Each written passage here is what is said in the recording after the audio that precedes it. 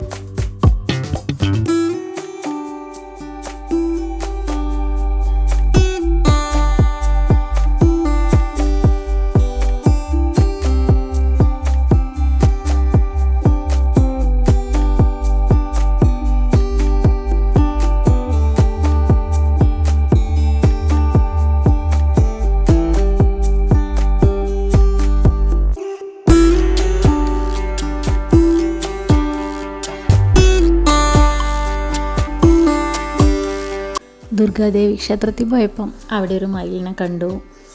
നല്ല ഭംഗിയുള്ളൊരു മയിൽ. പിന്നെ അതിൻ്റെ പുറകെ പോയി കുറച്ച് വീഡിയോസൊക്കെ എടുത്തു. നല്ല പീലിയില്ല, പക്ഷെ എന്നാലും കാണാൻ നല്ല ഭംഗിയുണ്ട്.